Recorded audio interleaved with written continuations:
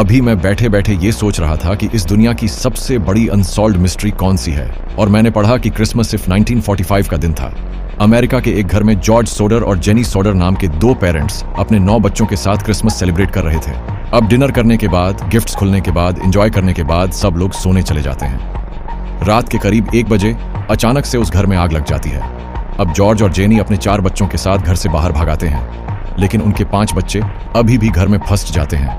अब 45 मिनट्स के बाद फायर ब्रिगेड आता है और वो आग को पूरी तरीके से बुझा देता है। लेकिन यहाँ पर यह केस और भी ज्यादा मिस्टीरियस हो जाता है, क्योंकि अगर आग में कोई जलता है तो उसके बोन्स ऐश बनने के चांसेस काफी कम होते हैं, और अगर बन भी जाएं तो वहां कुछ ना कुछ रिमेन जरूर रह जाते हैं। लेकिन इस केस में एक भी बच्चे के बोन्स या उनका नाम और निशान भी वहां पर नहीं था। इसके बाद स्ट्रेंज इंसिडेंट्स सामने आते हैं। तो सबसे पहली बात यह थी कि ये आग लगने से पहले अचानक से उस घर की फोन लाइन कट हो गई थी। फैमिली लैडर जो हमेशा उनके घर के पास रहती थी, वो अचानक से कहीं गायब हो गई थी। जॉर्ज का ट्रक जिससे वो अपने बच्चों को रेस्क्यू करना चाहते थे, वो स्टार्ट ही नहीं हो पाए। और कुछ विटनेस ने यह क्लेम किया है कि जब आग लगी थी तो उन्होंने बच्चों को किसी अननोन कार में जाते हुए देखा था।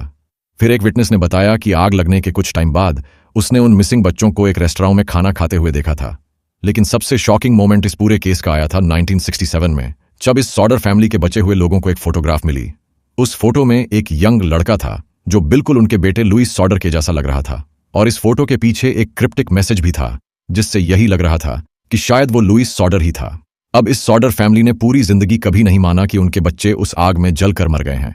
उन्होंने हाईवेज के पास जाइंट बिलबोर्ड लगाए, अपने बच्चों के शक्लों के साथ प्राइवेट इन्वेस्टिगेटर्स हायर किए और सालों तक आंसर्स ढूंढते रहे, लेकिन नहीं बच्चे मिले, नहीं कोई किडनैपर, नहीं कोई कंक्लूसिव प्रूफ। और आज भी the Sodder children mystery America के one of the most bizarre missing person cases में से एक है। तो आखिरकार उन बच्चों के साथ हुआ क्या?